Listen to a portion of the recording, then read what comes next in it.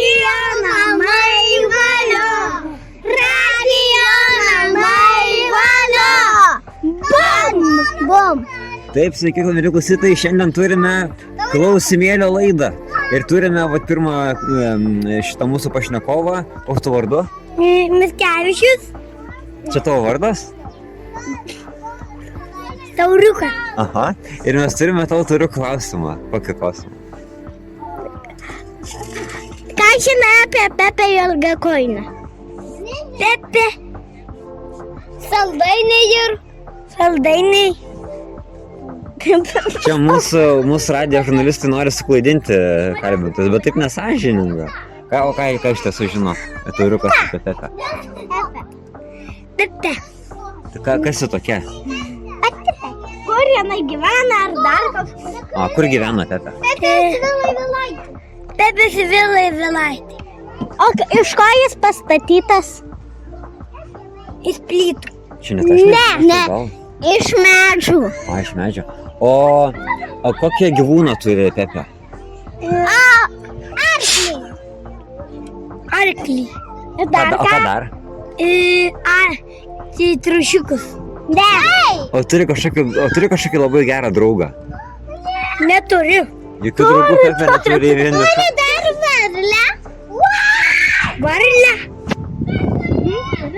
Turi. O kas yra Pepės tėtis? Nėra. Pepė neturi tėčio. Turi ir mama, žinok.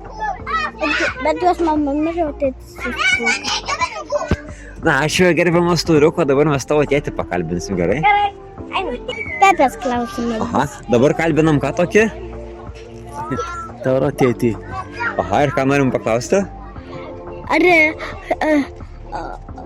Ką žino apie Pepę? Ką žinot apie Pepę?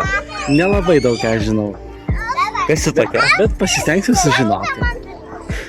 O ką dar klausim Tauriuką? Tauriuką klausim, kokių jis turi gyvūnų. Kokių gyvūnų turi Pepė? Kaime turi kačiuką, Kačiuką turi, ką dar? kaimyno šuniuką. Aha, galbūt, ar turi taip yra? Ne. Nežinau, reikia paskaityti. O ko dar klausim? Ar koks Pepės tėtis, koks jo vardas? O kas Pepės tėtis, ar pažįstate tai? Ne, nepažįstu. Ne. Na, ačiū už atsakymus. O dabar kalbiname. Taurą.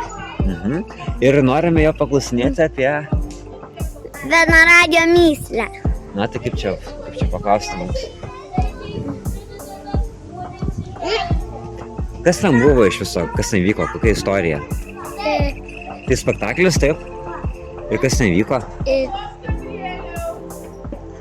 Aš galiu išvardinti veikėjus. Gerai.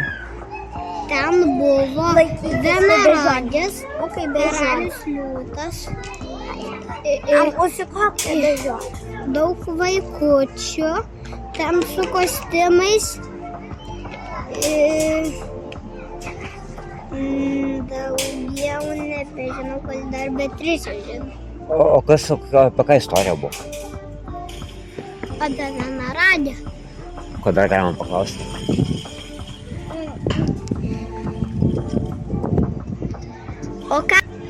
O ką darė liūtas?